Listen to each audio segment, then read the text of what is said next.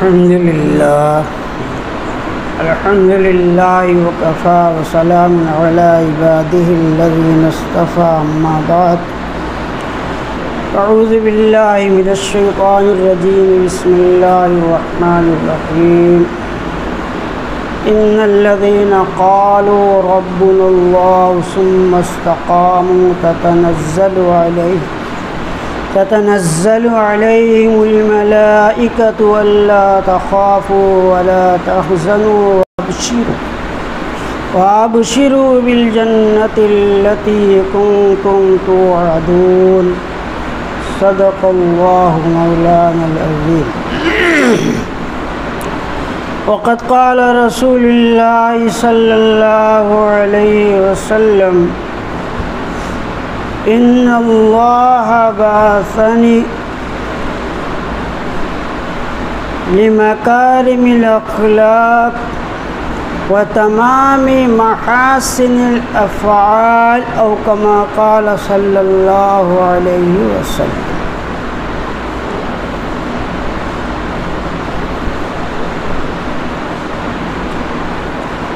حضرات علماء کرام، معزز حاضرین، بزرگوں، دوستوں، پیارے بچوں، سب سے پہلے ہم تعالی شانہ کے شکر گزار ہیں کہ اللہ تعالی نے اس دین کی اہم ترین مجلس میں ہم لوگوں کو وقت نکال کر بیٹھنے کی توفیق عطا فرمائی۔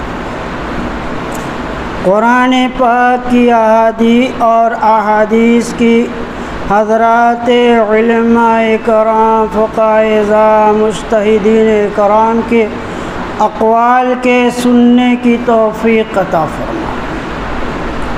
حضرت ابو ہریرہ اور حضرت ابو سعید خدری رضی اللہ عنہما کی مشترکہ روایت۔ اس جیسی مجلس کے اندر جب لوگ اکٹھا ہوتے ہیں مختلف مقامات سے، مختلف خاندان سے، مختلف قبائل سے، اور ان کا مقصد صرف یہ تدارس تعلم ہوتا ہے کہ اللہ تعالیٰ ان کے مغفرت کے فیصلے فرمائے۔ یہ اللہ کی شکر ہے۔ دوسرے نمبر پر ہم شکر گزار ہیں جمعیت علماء بنارس کے اصلاح معاشرہ کمیٹی کے کہ ان حضرات نے اپنی تمام تر ذمہ داریوں کے ساتھ مدنی مسجد کا انتخاب کرتے ہوئے اپنے وقت کو فارغ کیا، تشریف لائے، اور انہوں نے ہمیں بہت ہی عمدہ ترین ماحول فراہم کر کے ہم سب کو انہوں نے بہت ہی قریب سے اپنے مقام میں رہتے ہوئے، چاہے وہ ہندوستان کا کوئی گوشہ ہو، ہمیں بتایا کہ کس نہج پر ہمیں کام کرنا چاہیے۔ ہم ان کے شکر گزار ہیں۔ عوام میں سے تھوڑی شکایت بھی ہے، تھوڑی حوصلہ افزائی بھی ہے۔ جو لوگ آ گئے ہیں ان کا کرم احسان ہے کہ مدنی مسجد میں آ کر سننے کے لیے اپنے کو پیش کر دیا۔ جو نہیں آئے ہیں، آپ حضرات کی ایک ذمہ داری مفتی ابو صالح صاحب نے دی ہے کہ جو مل گیا اسے دوسروں تک پہنچا دیجئے۔ ہو سکتا ہے وہ آپ سے زیادہ سمجھدار ثابت ہو جائے۔ رب مبلغ، بہت سے ایسے لوگ جن کے پاس پہنچایا جائے وہ پہنچانے والے سے زیادہ وہ قابل اور ذو فہم ہوتے ہیں۔ مجھے اس وقت آپ حضرات سے جو بات عرض کرنی ہے وہ صرف دو۔ ایک بات تو آئی ہے علم سے متعلق اپنے تمام کمالات دلائل کے ساتھ، اور دوسری بات ہمارے سامنے آئی ہے اخلاقیات سے متعلق۔ یہ اخلاقیات کا علم ہو یا علم برائے علم ہو، یہ اسی وقت نفع ہمیں دے گا جب اس پر ہم عمل پیرا ہوں۔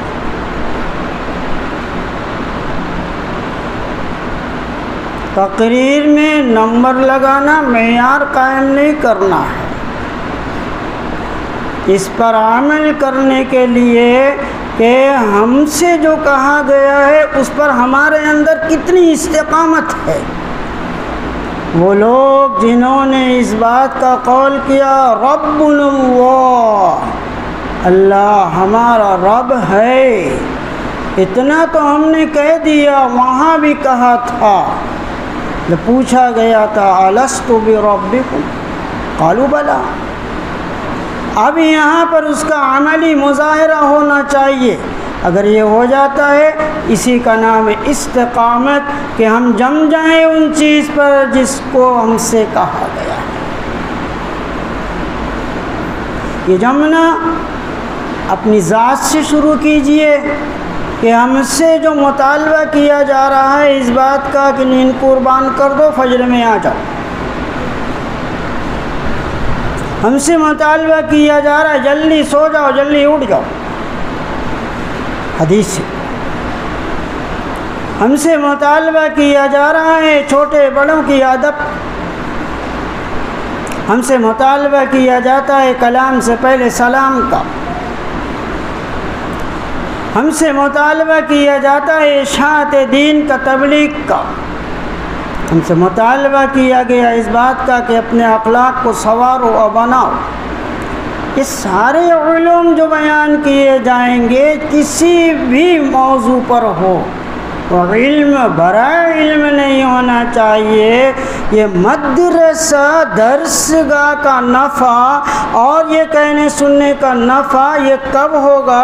جب ہماری عملی زندگی سے وہ نمایاں ہو جائے اور جھلک کے۔ جب یہ ہوگا تو معاشرہ پر تقریر کی ضرورت نہیں پڑے گی، اصلاح معاشرہ۔ عاشرہ یعاشر معاشرتاً کے معنی آتے ہیں باہم مل جل کر زندگی گزارنا، یہ معاشرہ۔ اور جب یہ باہم مل جل کر زندگی گزاری جائے گی تو اس گزارنے کا جو ہمارے سامنے معیار اور سیمپل اور دائرہ بیان کیا گیا ہے اسوہ حسنہ کے، اس کے مطابق جب زندگی گزاریں گے تو خود بخود یہ اصلاح ہو جائے گی۔ اصلاح کی ضرورت کے لیے یہ کمیٹیاں نہ بنا کی ضرورت پڑے گی، نہ جلسہ جلوس کے لیے اکٹھا ہونا۔ عمل بولتا ہے، بھلا کر دکھایا۔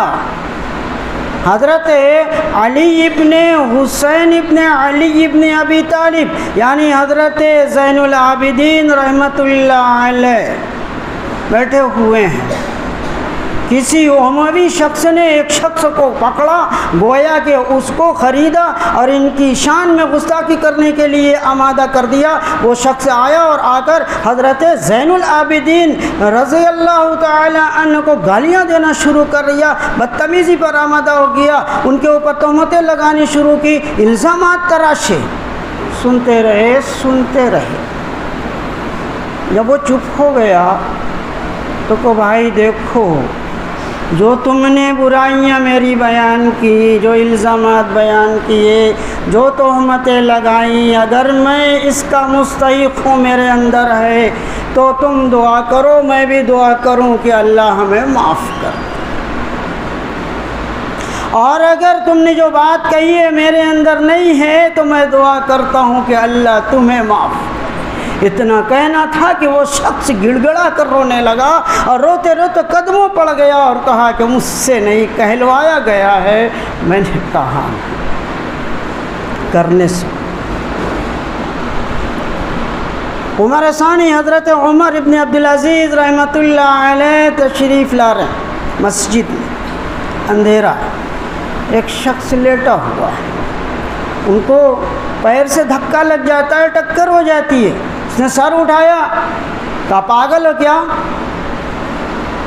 انہوں نے کہا نہیں، ان کے محافظ تھے، انہوں نے جواب دہی کرنی چاہیے، کہہ رک جاؤ، کوئی بات نہیں ہے، اس نے مجھ سے یہ کہا تم پاگل ہو؟ میں نے کہا نہیں۔ جس نے سوال کیا میں نے جواب دیا، معاملہ ختم ہو گیا۔ بعد میں معلوم ہوا کہ یہ تو امیر وقت تھے، خلیفہ وقت تھے، وہ ہمارے ثانی تھے۔ شرمندہ ہو گیا۔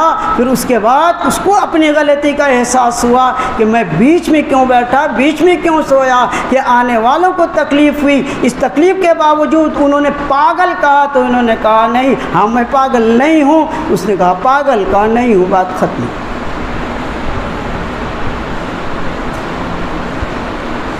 حضرت ابو ذر غفاری رضی اللہ تعالی عنہ تشریف فرما،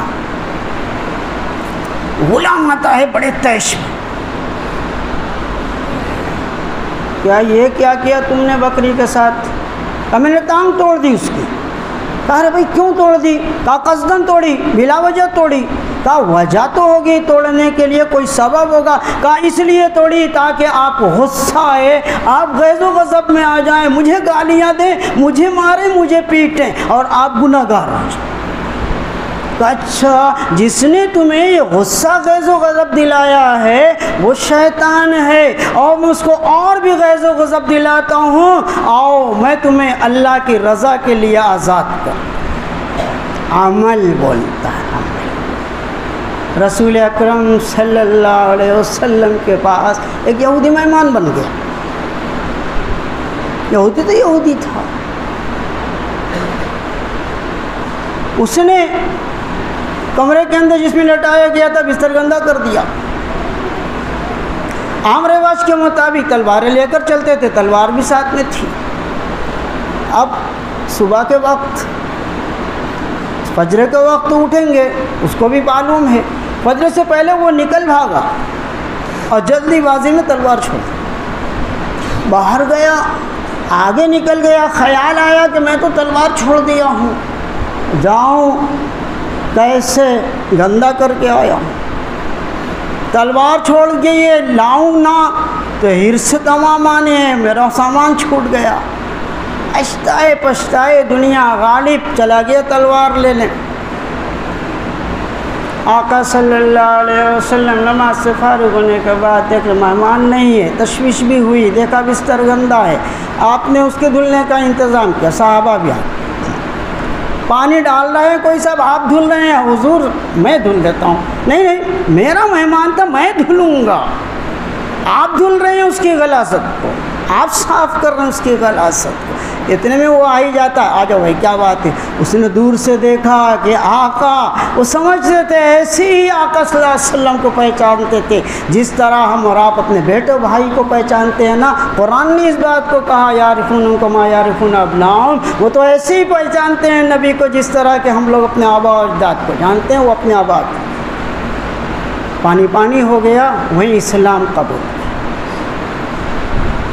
ہمیں گھر سے کیسے نکلنا ہے، کیسی ہماری نگاہ ہونی چاہیے، کیسے سلام کرنا ہے، کیسی کس کی خیریت پوچھنی ہے۔ بغل میں پڑوس کے اندر ہندو ہے، وہ مسلمانوں کے پاس بالکل قریب میں رہتا ہے، ہماری معاشرت سے اتنا متاثر ہو جائے، اتنا متاثر ہو جائے کہ اگر اس کے گھر غمی پڑے یا اس کے گھر بیماری ہو تو وہ پڑوس کو بتا کر جائے کہ اے بھیا، مسلمان بھیا، میاں صاحب تھوڑا سا خیال رکھنا، ابو کا آپریشن ہے، آپ بھی چلے آئیے گا، دعا تھوڑی دے دیجئے گا۔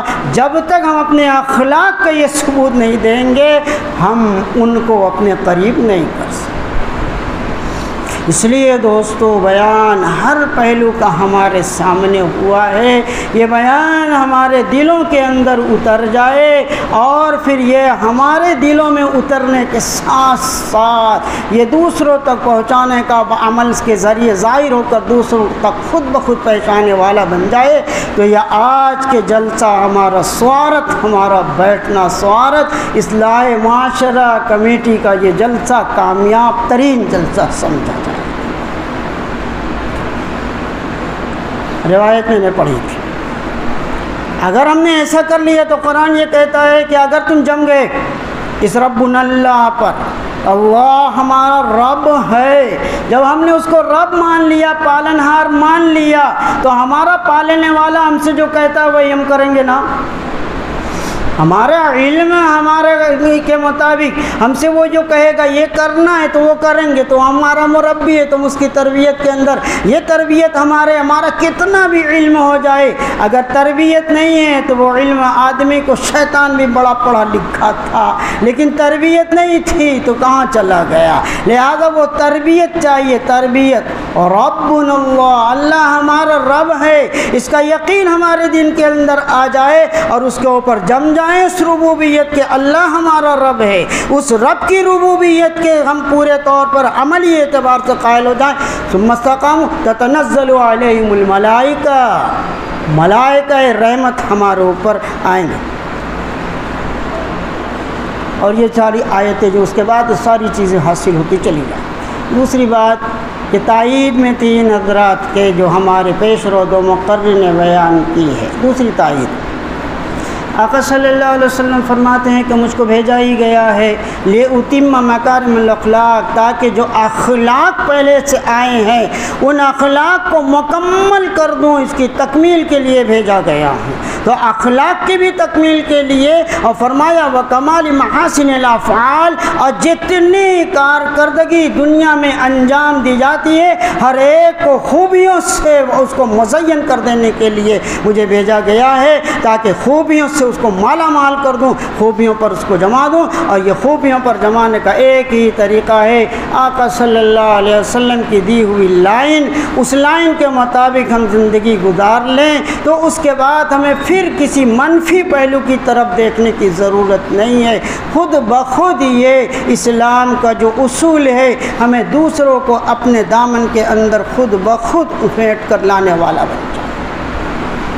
اس لیے دوستو ہم شکر گزار ہیں آپ کے بھی اور اس جلسے کے انعقاد کرنے والے کے بھی، اور اللہ تعالیٰ کے شکر گزار ہے کہ اپنے توفیق عطا فرمائی ہم سب کو مل بیٹھنے کی۔ اللہ تعالیٰ اسی طرز پر ہمیں عمل کے بھی توفیق عطا فرمائے۔ وآخر الدعوانا الحمد للہ رب العالمین۔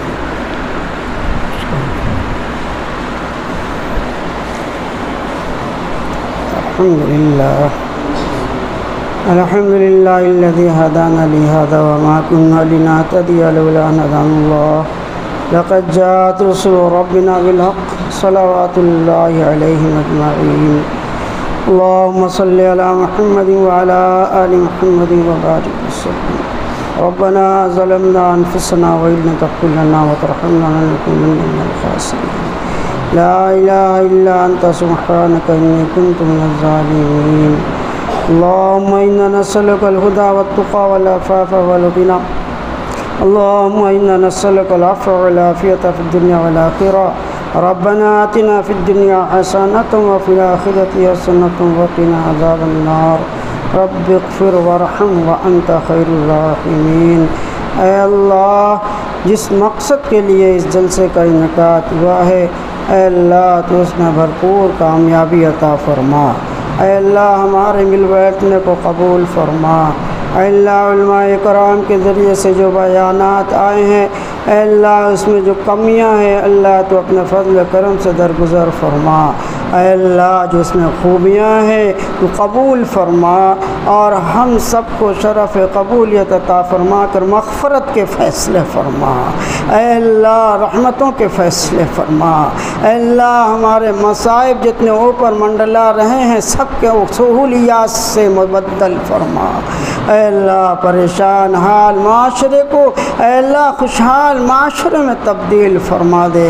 اے اللہ ہمارا معاملہ اصلاح پذیر ہے، اے اللہ تو اصلاح کی مکمل اصلاح تک ہم لوگوں کو پہنچا دے۔ اے اللہ عملی اعتبار سے اس کا ظہور ہو جائے۔ اے اللہ عبادات ہوں، معاملات ہوں، اخلاقیات ہوں، معاشرت ہوں، اے اللہ سب میں رسول اکرم صلی اللہ علیہ وسلم کے بتائے ہوئے راستے پر چلنے کی توفیق عطا فرما۔